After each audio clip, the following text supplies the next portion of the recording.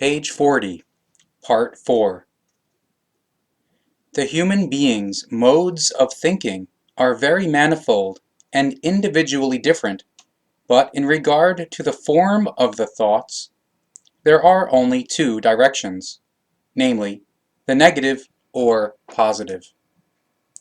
Moreover, the negative form is predominant with many, for which reason uncountable human beings live in affliction and misery and have to battle rotten life circumstances.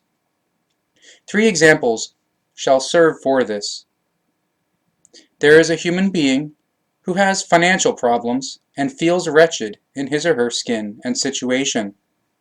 As a result of that, he or she maintains wishes and hopes that he or she comes out of his or her bad financial position, as well as his or her depression and burdening situation, so that finally everything turns out well. However, the thoughts pertaining to the wishes and hopes are not consistent with all that which would have to be done to change all the facts to do with the situation. The wishes and hopes are only directed at wanting to live differently, with having more money, and with being able to change the bad situation, without maintaining the corresponding positive thoughts which pertain to the possibility for change, such as that daily work must be engaged in and money must be earned in order to be able to overcome the financial problems. Instead of that, a shyness regarding any work is evident, or it is considered justified that one deceives or cheats the employer because the opinion is harbored that an insufficient wage is paid, and so forth. But it may also be that such a human being is only keen on maintaining his or her life in idleness and laziness, and parasitically letting others work for him or her, and without any responsibility for himself or herself and his or her fellow human beings, or for the entire environment. And all that only because a misdriven attitude towards life and a complete irresponsibility dominate, which are spurred on and maintained by the thoughts which are constantly directed at this. Such a human being has effectively recognized neither the sense of the life nor the responsibility which he or she has to bear. He or she also completely lacks the understanding of the life as well as of the simple fundamental principles concerning how true prosperity is really built up. Through his or her thoughts, which he or she wrongly guides, such a human being makes himself or herself completely unsuitable and incapable of freeing and raising himself or herself out of his or her impoverished circumstances, as well as out of his or her wretched personal state and rotten situation and other negative circumstances. His or her wrong thinking, wrong wishes, hopes, and actions attract ever worsening circumstances and situations, as well as ever worsening inner conditions and states. The absence of evolutive thinking, and thereby positive thinking, that is to say, neutral, positive, equalized thinking, promotes the might of the negative, weak, lazy, and deceptive thoughts in which such a human being wallows. Negative, weak, lazy, and deceptive thoughts, which become real by means of their might, because they are lived out. Serving as the second example is a human being who revels in wealth, and can afford everything that he or she ever wants. But the wealth leads him or her astray into the enjoyment of expensive alcoholic drinks, which he or she enjoys to such an extent that he or she becomes an alcoholic, whereby persistent physical damage emerges, which could however be remedied if the alcohol consumption were to be discontinued. Only too willingly would this human being pay immense amounts of money if his or her suffering and alcohol addiction could be thereby remedied. He or she would even dispose of half his or her fortune for that, but he or she does not want to do without, nor sacrifice his or her vice and drinking habit.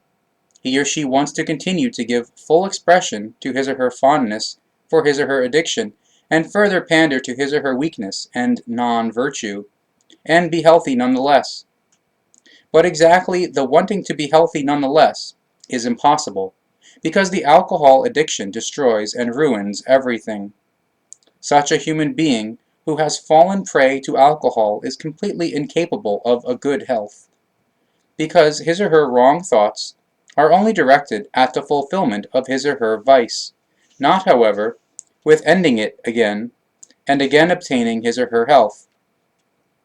Such a human being has not yet recognized the fundamental principles of a healthy life, or simply disregards them, consciously or unconsciously, without giving them one good, positive thought. The thinking is imprisoned by the addiction and rotates around it in an everlasting circle which has no end. For the liberation from the vice, the thinking would have to be reversed, and indeed in the direction of the positive, more precisely, the neutral positive equalized, which occupies itself with the method of effective breaking away from the alcohol, and also sees this breaking away as a true result.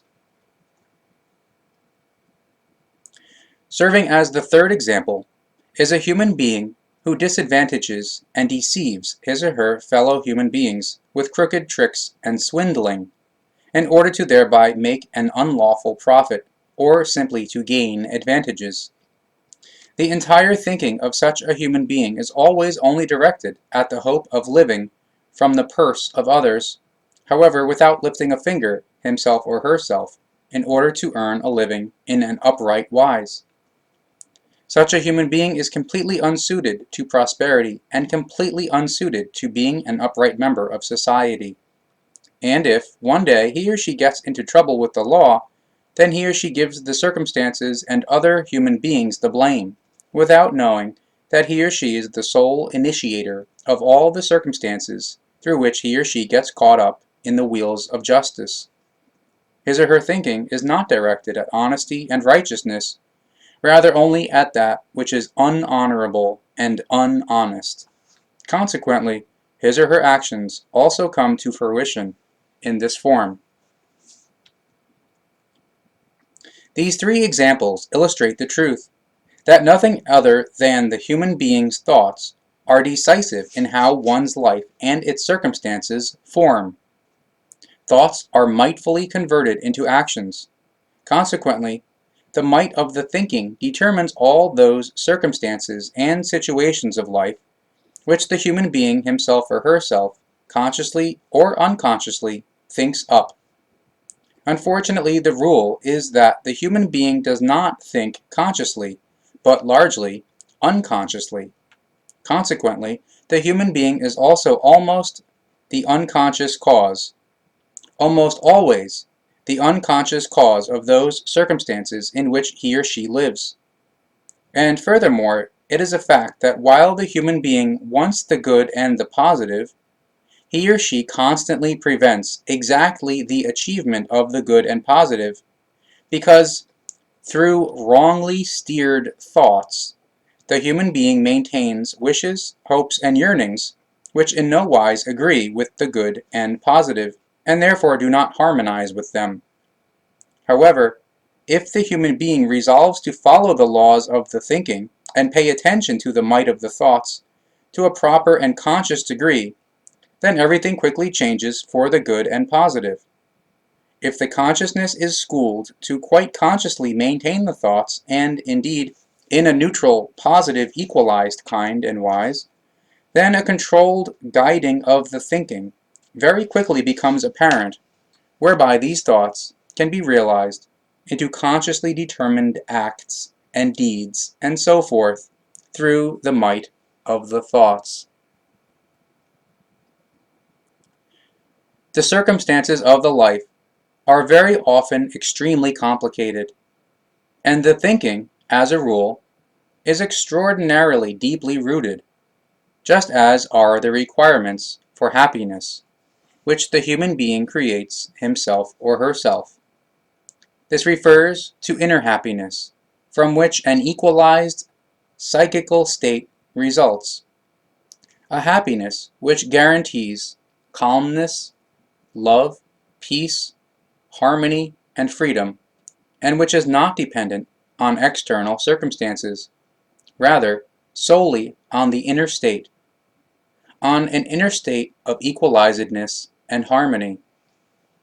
However, the individual prerequisites for that are so different from one human being to another that the overall state of the psyche and of the consciousness cannot be assessed by third parties solely based on the external aspects of a human being's life.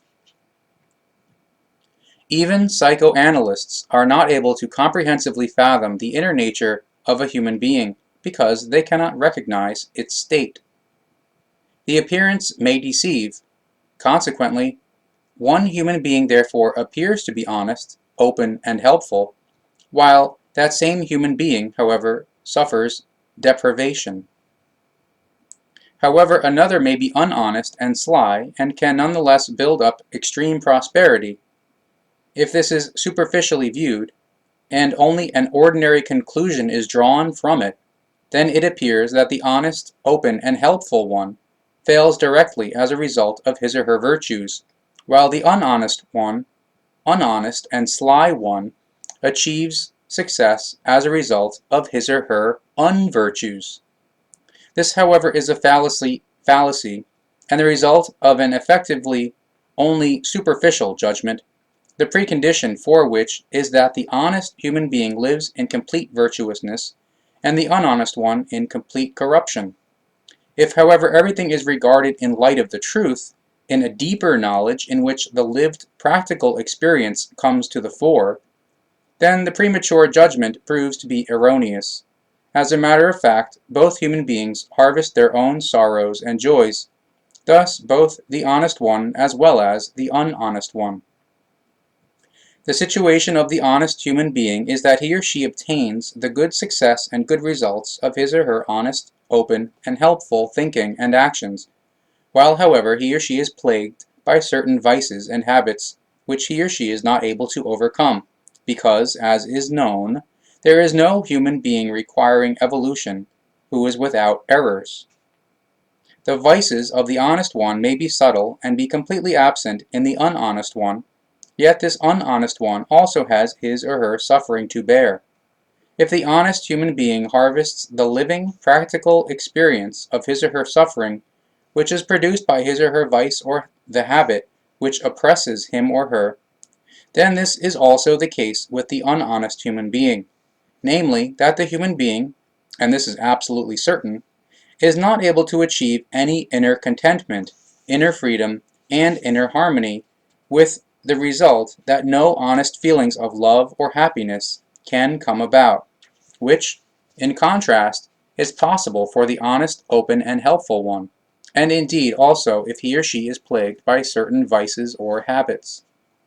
What remains with the unhonest human being is a seeming joy about his or her doubtful successes and about his or her seeming happiness, while the honest one is granted honest joy and success and an actual feeling of happiness for his or her honesty, openness, and readiness to help. Therefore, in spite of his or her vice, the honest human being is perhaps subtle, and in spite of his or her habits, which disturb him or her, better off, in every regard, than the unhonest human being, who, moreover, in contrast to the honest one, stagnates in his or her evolution, or only progresses with extreme difficulty, and thereby suffers horrendous failure. The human being is often presumptuous, and suffers from vanity, and exactly this very frequently causes the human being all too often to entertain the thought that another human being only suffers by reason of his or her virtues. The thought does not arise that it could be solely the circumstances which call forth the neighbor's suffering, affliction, misery or distress, and so forth. Often it is only with difficulty that the thought is grasped that exactly one's own thinking in this form is wrong and inadequate and is not based on facts, rather on self-created factors which pertain to belief, which are directed at searching for a cause or human being to blame, where nothing like that exists. Naturally, the might of the thoughts is always the crucial factor in terms of the behavior and fate of the human being, but also external circumstances are to be considered, which elicit certain situations in life for which many human beings cannot be held responsible. But the human being can be responsible, however, for what he or she makes of them. However, human vanity believes only too willingly and too quickly that one who suffers gets into a difficult situation based on his or her virtues, a thinking which is completely wrong and must be put right. But this can only happen when the wrong, bitter, sick, and unclean thoughts are consciously recognized as such and are removed from the consciousness. For this, effectively, every unhealthy stain must be removed from the consciousness and from the psyche, because the consciousness maintains the thoughts, whereby, through them, feelings are then created. The feelings, in turn, create new thoughts, and these, in turn, new feelings, and so forth. Once this fact is recognized, and these are accordingly dealt with in the necessary and right order, then the cognition emerges that suffering is not simply the result of only bad qualities, rather also of good qualities. Truthfully, suffering can actually arise both from that which is bad, evil, and negative, as well as from that which is excellent, good, and positive. The crucial factor with this is only how the human being faces up to the respective suffering in the particular case, because in this regard, the might of the thoughts again comes to the fore. It is the thoughts which determine whether a case of suffering is evaluated as oppressive, inhibitory, and destructive, and so forth, or as fostering, constructive, and evolutive. The thinking determines the form of the effect, and this comes to the fore by means of the might of the thoughts. When an instance of suffering is nourished with negative thoughts, then it grows beyond measure and brings harm, affliction, and misery. But when an instance of suffering is approached with positive, good, fostering, and constructive thoughts, then the suffering is reduced and becomes the evolutive factor. Neutral positive equalized thoughts are so mightful that they can evolutively reach the relatively highest possible form. But this means that the cognition and the knowledge about the might of thoughts grows, and that they are integrated into a creational law which is absolutely fair, and that, in this fairness, nothing evil or negative can be answered with that which is good and positive, and nothing good and positive can be answered with that which is evil and negative, because this law is based on a neutral positive equalizedness, and can only be effective in this form, and can also only be effective in this form. This law is recognizable at any time if the human being works to improve his or her consciousness and his or her life. And if he or she obtains this cognition, then, if he or she looks back at his or her earlier blindness and state of unknowledge, he or she becomes cognizant and possessing of knowledge, so that, from then on into the future, his or her life and thoughts will be ordered fairly, and he or she becomes cognizant and possessing of knowledge that this order was given creationally, all along in his or her deepest and innermost nature. But there is also the awakening of the cognition that only the life which has been outwardly lived and had outwardly existed, due to the consciousness and its thoughts, fell prey to bad, evil, or negative aspects, and had nothing to do with the deepest, innermost nature. And there is an awakening of the cognition that only one's own thoughts, nurtured and tended by the consciousness, mightfully made real everything which came about until that point in one's life, indeed as the product of the developing, and yet still so underdeveloped self, of the self-educated ego, of the personality. It is clear, thoughts and actions which are negative and ungood, in turn create results which are negative and ungood. However, positive and good thoughts lead to good and positive results. Considered in another way, that means that from a flower bulb, only a flower can sprout. From a weed seed, however, only a weed. This is an irrevocable natural law with which both nature and the human being work. It is a law of the material world, which, however, also applies to the world of the mental and moral, as well as of the psychical and of the consciousness. Unfortunately, however, this law is only really understood by a few human beings, and only extremely few have any thoughts at all about it, although its mode of functioning is simple to understand, and is also to be understood in this form, and is absolutely unavoidable. Nevertheless, however, on the whole, the human being simply lets the law be law and does not concern him or herself about it. Thus umpteen human beings also live accordingly.